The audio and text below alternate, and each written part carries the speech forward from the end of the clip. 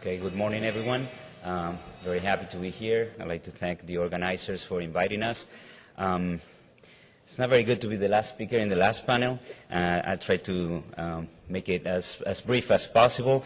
One of the good things is that many of the things that I wanted to share with you has been already said somehow, so it will let me to go fast on some of the points and maybe be able to concentrate on a few issues that maybe were not discussed at length before. I work at the IDB. My friend and colleague Carlos yesterday explained what we are. We are a regional development bank.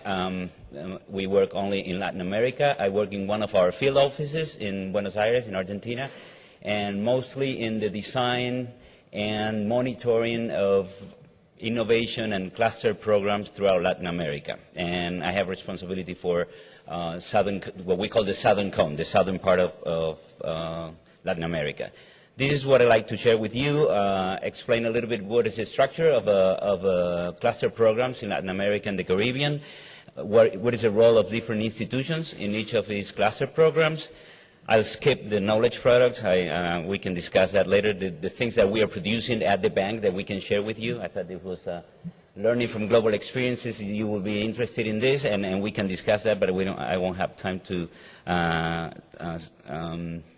go over them, and then the challenges ahead. Okay, the cluster programs, just to let you geographically see what we're doing. We are, as an institution, we're involved in the financing of several cluster programs throughout Latin America. As you can see, there is a concentration in countries in the southern part of Latin America. These are mostly middle-income countries. I don't know if this is experienced elsewhere in the world, but we have more demand for cluster programs in countries that have some experience, previous experience in industrial policies, let's say. And those are mostly middle-income countries. So there are some national programs and also sub-national programs. The IDB can lend directly to state and provinces in the large federal countries like Brazil and Argentina. Just to give you an idea of amount involved, these are the main programs. They are not all of them. There are about $400 million in the project, of which the bank finances part of it, $260 million. All in all, it covers around 200 or 300 clusters. I thought it was a large amount. Then I heard that in India you have 6,000 clusters, but you know, all of us in Latin America put together, we're only like a third of the Indian population, so it's not as impressive as I thought before coming here. So it's a small program. It's a small group of programs. What are the typical structure of these programs? I guess they're very similar. The objectives are the same that we all pursue with these programs. And usually they have four activities, stages maybe. First is the mapping. We need to know which are the clusters to work with, and then select some, in some cases, to work with, and then working with the stakeholders, the entrepreneurs and the supporting organizations in raising awareness of what this is and make a strategy, and out of that strategy comes an action plan that is usually financed by the program, and then it's monitoring and evaluations. So I'll go over these first three. I won't over monitoring and evaluation because somehow Carlos yesterday used his presentation mostly to speak about our experiences in evaluation of cluster programs. So mapping and selection. It's not that common in Latin America to actually work in inducing clusters. I think it was used this morning here in the session. That is creating industrial parks or some kind of infrastructure to actually induce agglomeration. Most of the programs, or what they do is they try to see what is it out there, you know, that we call mapping. Are there clusters already formed, and then work with them. And there are different ways of selecting these clusters. In some places, the programs work with all tradable sectors, and so there is no selection. In some other places, like in the Uruguay program, there are biddings, and once a year they put out a call for proposals. So cluster organizations will apply for these, and they will be selected on criteria already agreed with us in this case that we are financing this set criteria.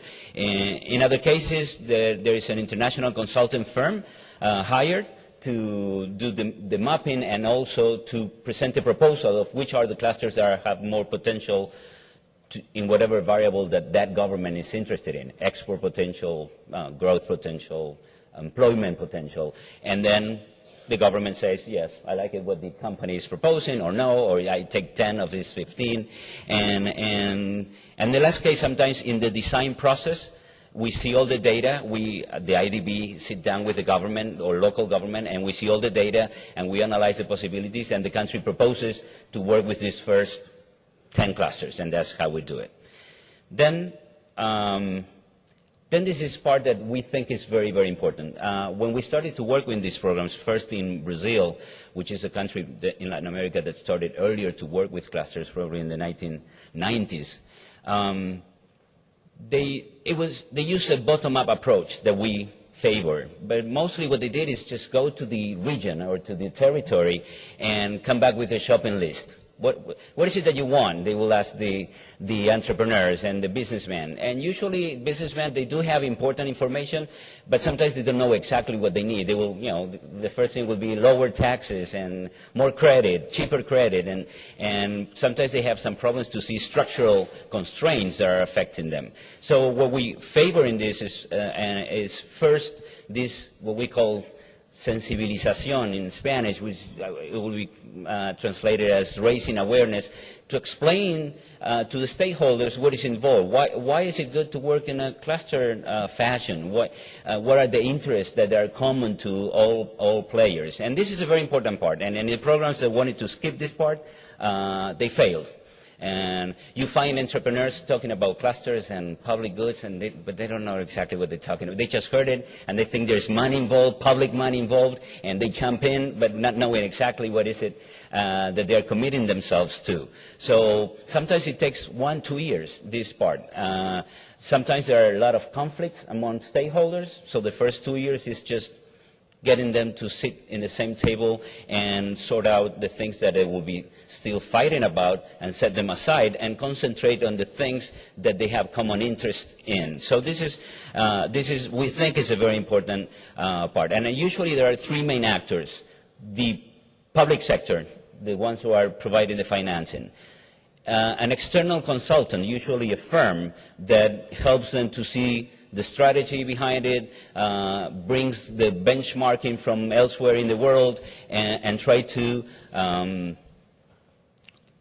convey the idea of a strategy to the entrepreneurs, and then the entrepreneurs themselves. So these are all very bottom-up processes. And then it comes out an action plan saying, okay, where is it that we're going to go? We're going to go there, we're going to do this and that, and how are we going to get there?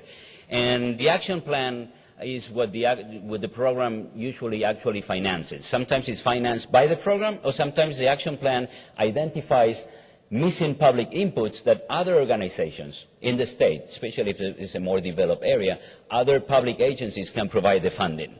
And sometimes the program itself has the funding. We found out that in Europe, we use a lot of European consultants at the beginning, and in Europe, in the cluster programs, they don't have their own financing. They just do the mapping and then the strategy. But mostly it's because there are many less missing public inputs, because they are richer and they have more public infrastructure, but also because there are other innovation programs and regional development programs that provide the financing. In developing countries like in Latin America, sometimes those don't exist. So the same cluster programs, they have their own funds to help finance some of the identified missing public inputs. So usually they finance common goods, like a technological center, a design center. Sometimes it's consultant for technical assistance for SMEs, and anything that is related and aligned with the strategy designed in the previous stage. And then comes the monitoring and evaluation that is very important, and Carlo talked about yesterday. How is the institutional arrangement? Usually there is an executing agency. This is a problem because it needs to be horizontal, and most countries have an agricultural ministry and an industry ministry, and clusters are in all sectors, and sometimes in the same cluster you have agriculture and you have services and you have manufacturing, and this is a problem. In the countries they have a general development agencies like Corfo in Chile, that's great, or an SME ministry, that's great, but that's not the case elsewhere, and it's been a problem. Some of them have a strategic committee that advises the program, that it's public and private, and then it's the cluster governance at the cluster level. In each cluster, these programs try to promote a specific governance mechanism. I will go over this a little bit. I'm behind already. This is the most complex part because as we try to make it bottom up, and we try to make it inclusive, and we try to have, like they said before, several stakeholders participating, is not easy. It's a social construction, so it takes time, and there is conflict, and there is trial and error, so it's complicated. The best part is when we find in the territory that there is already a business organization that is very representative, then the programs center on that and then build on that. Where we work in agro-industrial chains, for example, that are very normal in Latin America, that's problematic because there is an organization that represents the producers, and then there is another organization that represents exporters and processors. Usually they hate each other because one complains that they don't pay enough for their product, and it takes a long time to actually sit them all together in a table and agree on common ground. I'll go on. As I said, we can talk about later in the break about what we're doing at the bank. What do we see as the challenges ahead because of what we've done so far in these last 10 years that the bank has been heavily involved in cluster development projects?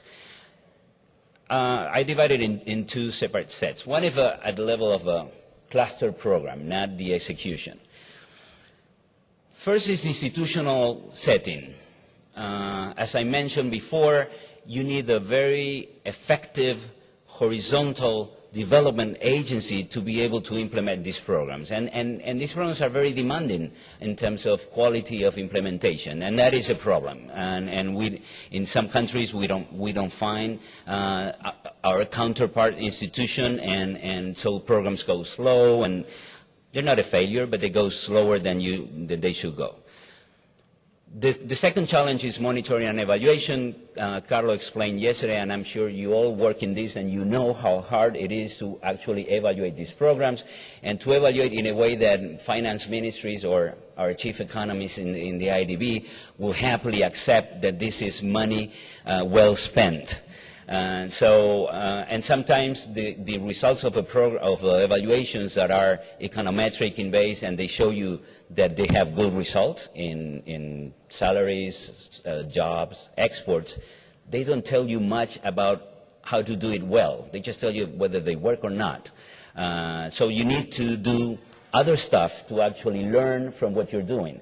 So that's a challenge that we're trying to work on it, but we're not there yet, I think. The other thing is that these programs usually are new in the industrial policy landscape in our countries. So we come up with another program, as some of you mentioned that how to do this in a way that is not just another office in another ministry. The way I see it, these cluster programs are a great platform through which channel other industrial policy instruments, because it's a coordinating platform.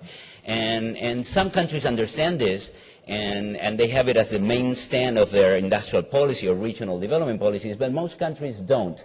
So we fail at this, and we just create another program together with innovation program and together with SME program, and then you have the regional development program, and then you have a cluster program. So that's a big challenge.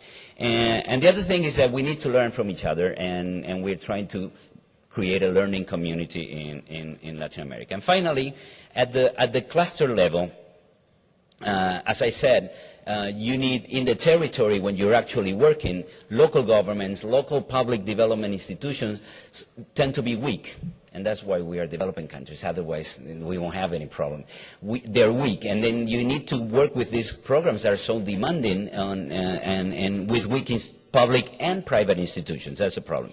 The other thing is that they are slow. These programs are very slow in maturing because we are involving other social actors, as I said before, and they are longer than the political cycle. So policymakers get tired of this before they actually give any fruit, and you lose them. In one of probably the stronger institutional setting in Latin America, which is Chile, we started a program, a 4-year program, and then there was a change of governments, and the new government thought that the best industrial policy is no industrial policy, and they thought that these cluster programs was picking winners, and they just dismantled it. And before they dismantled, say, okay, I won this money if you show me what you got after those 2 years, 3 years. And we didn't have anything to show in 2 or 3 years. Yeah, we're setting up a program and they are cooperating and this, but they wanted to see, you know, jobs created and more exports. So it needs time. It needs time, and you don't always have the time. And usually we need to keep it simple. I remember when I started working as a government official in Argentina, in my country, we have a World Bank program, and I remember the World Bank officer always telling us, keep it simple. And we wanted to do everything with one program. You wanted to solve, you know, world hunger and world peace and gender issues and the environment and the competitiveness and innovation. And he kept saying, keep it simple, and I hated him for that. But I think I learned my lesson, and now I'm on the other side of a table and telling our client to try to keep it simple and have 1 or 2 or 3 policy goals at most. And a final point that is not written here, but we've been learning is these programs are very good at promoting public cooperation, but we fail miserably. We had more success in promoting private cooperation and private-public cooperation, but public-public between the federal level and the local level, as you mentioned, between different governmental agencies, very difficult, very, very difficult, and we must insist on that. So I stop here. Thank you very much.